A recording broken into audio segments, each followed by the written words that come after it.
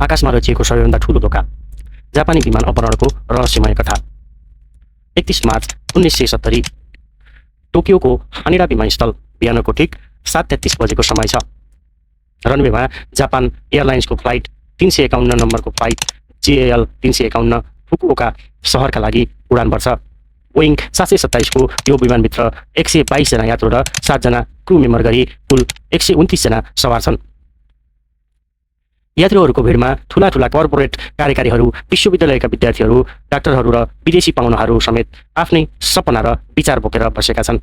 कतिपय अखबार पल्टाउँदैछन् र कतिपय खिड्की बाहिरको दृश्यमा रमाइरहेका छन्। विमानका क्याप्टेन शिन्जी इसिदा ककपिटमा आरामसँग आफ्नो काम गरिरहेका छन्। बाहिर खुलेको सफा आकाश छ। कसैलाई पनि अन्दाज छैन कि आउने केही मिनेटभित्रै यो सामान्य उडान जापानको उड्डयन इतिहासकै सबैभन्दा डरलाग्दो र अनौठो आपराधिक इतिहासमा परिणत हुनेछ। विमान उडेको केही समयपछि जब यो जापानको सबैभन्दा अग्लो र पवित्र मानिने माउन्ट फुजीको ठिक माथि पुग्छ, अचानक क्याबिनको त्यो शान्ति चकनाचुर हुन्छ। अचानक 27 वर्षका ताकिमारू तामिया नामका एक युवक आफ्नो सिटबाट पत्तै उठ्छन् र सिधै क्याबिनको बिचमा पुग्छन्। उनको कम्मरबाट चम्किरहेको एउटा लामो तरबार बाहिर निस्किन्छ।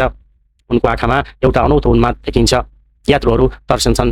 मान्छेहरू सोध्छन्, यो एक्लो पागल मान्छेले तरबारको भरमा के नै गर्न सक्ला र? तर त्यो भ्रम धेरै बेर टिक्दैन। तामिया उठे लगत्तै विमानका विभिन्न कुनाबाट एक गरी अरू 8 जना युवकहरू पनि हात हतियार सहित उठ्छन्। कोहीसँग पिस्तोल छ, कोहीसँग बन्चरो छ र कोहीसँग पाइपर बम र ह्यान्डगन हल्लाइरहेका छन्। सम्पूर्ण विमानभित्र भागदौड र सन्नाटा छाउँछ। तामिया गर्जिएर घोषणा गर्छन्, यो विमान अब हाइज्याक भइसकेको छ। कसैले चलाकी गर्ने कोसिस गर्यो भने यो प्लेनलाई आकाशमै उडाइदिनेछु। डराएका यात्रुहरूको सातो जान्छ। हाइज्याकरहरूले तुरुन्तै पुरुष यात्रुहरूलाई डोरीले बाँध्न थाल्छन्। त्यसपछि उनीहरू सिधै ककपिटतर्फ अगाडि बढ्छन्। ढोका खोलेर इसिदाको ककपिटमा पिस्तोल पेर्सिन्छ। आदेश आउँछ, यो विमानलाई अहिले नै 12,000 किलोमिटर टाढा रहेको क्युबा मोड्नुपर्छ।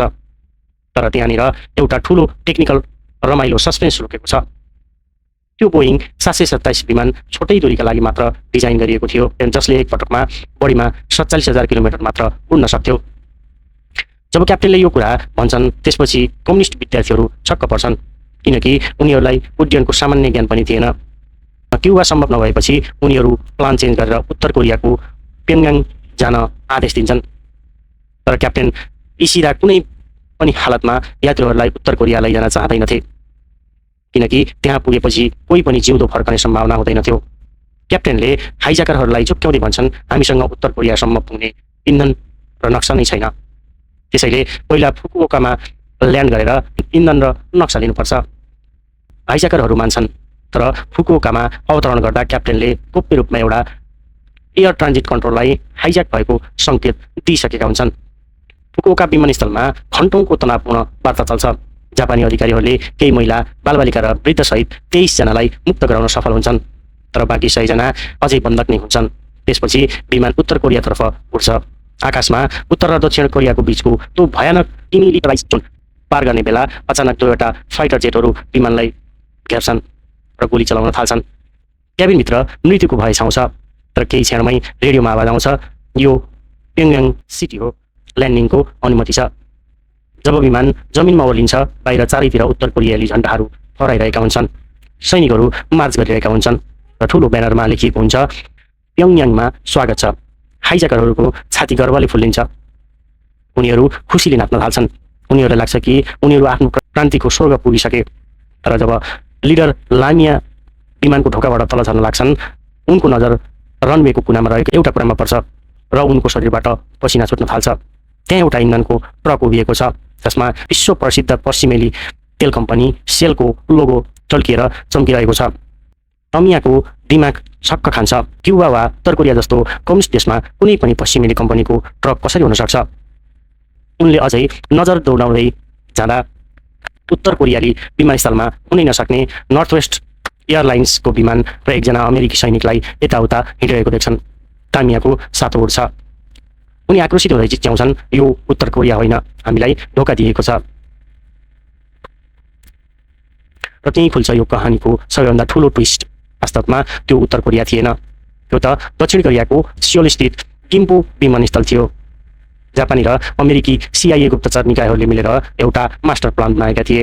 उनीहरूले प्योङयाङको नक्सा भनेर सियोलको नक्सा दिएका थिए। बीच बाटोमा फायरिङ गर्ने जेटहरू पनि दक्षिण कोरियाकै थिए र सिङ्गो विमानस्थललाई उत्तर कोरिया जस्तै नक्कल गरेर सजाइएको थियो। तर हतारमा उनीहरूले उत्तर कोरियाका सर्वोच्च नेता किम इल सुङको ठुलो तस्बिर झुन्ड्याउन बिर्सिएका थिए र त्यही सानो गल्तीले सारा पोल खोलिदियो। सत्य थाहा पाएपछि हाइज्याकरहरू आगो हुन्छन्। उनीहरूले फेरि बन्दुक तानेर प्लेन उडाउन दबाब दिन्छन्, तर इन्जिन बन्द भइसकेको हुन्छ। दक्षिण कोरियाली सरकारले इन्जिन स्टार्ट गर्न पाटपुर्जा दिन मान्दैन। स्थिति यस्तो हुन्छ कि विमानभित्र AC बन्द हुँदा र पसिना गुटमुटिएर मानिसको सास फेर्न गाह्रो भइरहेको हुन्छ। त्यही बेला इतिहासकै सबैभन्दा साहसी र अचम्मको घटना घट्छ। जापानका यातायात उपमन्त्री सिन्जिरो यामुरा अगाडि आउँछन् र भन्छन्, म मेरो देशका लागि ती 100 भन्दा बढी नागरिकहरूको ज्यान बचाउन चाहन्छु। हाइज्याकरहरूले उनलाई छोडिदिउन्, उनीहरूको सट्टा बन्दक भनेर म एक्लै उत्तर कोरिया जान तयार छु। यो प्रस्ताव सुनेर सबै छक्क पर्छन्। अन्त्यमा हाइज्याकरहरू यो शर्तमा मान्छन्, सबै यात्रुहरू सकुशल रिहा हुन्छन् र उनीहरूको आँखामा खुसीको आँसु झर्छ।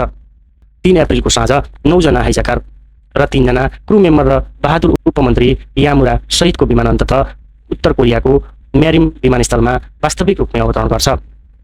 तर जब त्यहाँ पुगेर हाइज्याकरहरूले आफ्ना हतियारहरू सेनालाई बुझाउँछन्, अर्को रहस्य बाहिर आउँछ। उनीहरूले अहिलेसम्म प्रयोग गरेका ती सबै पिस्तोल, पाइप बम र तरवारहरूमध्ये अधिकांश त प्लास्टिक र काठका नक्कली सामानहरू थिए। केवल नक्कली हतियारको डर र चरम आत्मविश्वासको भरमा ती युवाहरूले विश्वलाई हल्लाउने यति ठुलो विमान अपहरण गर्न सफल भएका थिए। उत्तर कोरिया पुगेपछि ती विद्यार्थीहरूलाई क्रान्तिकारी हिरो त भनियो, तर उनीहरूलाई एउटा बन्द गाउँमा सीमित राखियो, जहाँ उनीहरूले कहिल्यै स्वतन्त्रता पाएनन्। कोही त्यतै बिलाए, कोही भाग्न खोज्दा मारिए। यता बहादुर उपमन्त्री यामुरा नायक भनेर जापान फर्किए। तर भाग्यको खेल हेर्नुहोस्, वर्षौँपछि सन् 1992मा कुनै मन्त्रीको मानसिक रूपमा अस्वस्थ रहेकी आफ्नै छोरीको चोखो प्रहारबाट त्राहीमा पूर्ण अन्त्य भयो। एउटा सानो राजनीतिक असन्तुष्टि र अन्धो जोसले कति ठुलो आदि ल्याउन सक्छ भन्ने यो घटना उड्डयन इतिहासको सबैभन्दा रहस्यमय र अविस्मरणीय पाना भनेर सधैँ जीवित रह्यो। भिडियोलाई अन्तिमसम्म हेरिदिनु भएकोमा सबै सबैलाई धन्यवाद। भिडियो मन पर्यो भने लाइक, शेयर र सब्स्क्राइब गर्न नभुल्नुहोला। फेरि पनि यस्तै रोचक र यस्तै घटनाहरू लिएर उपस्थित हुने बाचा गर्दै अहिलेलाई बिदा दिनुहोस्। हस्त नमस्ते, जय नेपाल।